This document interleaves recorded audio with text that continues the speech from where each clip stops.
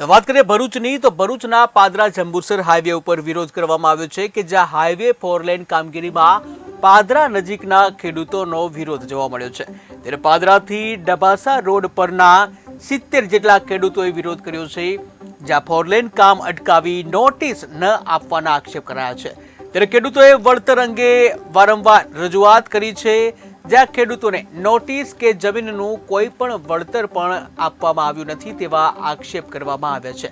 ત્યારે પાદરાથી ડબાસા રોડ ઉપરના 70 જેટલા ખેડૂતોએ વિરોધ નોંધાવ્યો છે કે જ્યાં પાદરાથી ડબાસા રોડ છે ત્યાં 70 જેટલા ખેડૂતો ભેગા થયા હતા। તમામ લોકોએ વિરોધ કર્યો છે, 4 લેન કામ અટકાવી દીધું છે, જ્યાં 4 લેન કામ અટકાવી નોટિસ ન આપ્યા હોવાના આક્ષેપ કરવામાં આવ્યા છે।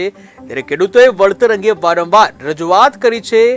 ખેડૂતોને નોટિસ કે જમીનનું કોઈ પણ વળતર પણ આપવામાં આવ્યું નથી, જે ખેડૂતોને કોઈ પણ નોટિસ કે વળતર પણ આપવામાં નથી આવ્યું, જેને લીધે લોકોમાં રોષ જોવા મળી રહ્યો છે। ત્યારે પાદરા જંબુસર હાઈવે ઉપર ખેડૂતો દ્વારા વિરોધ કરવામાં આવ્યો છે, જ્યાં હાઈવે 4 લેન કામગીરીમાં પાદરા નજીકના જે ખેડૂતો છે તેઓ દ્વારા વિરોધ પ્રદર્શન કરવામાં આવ્યું છે।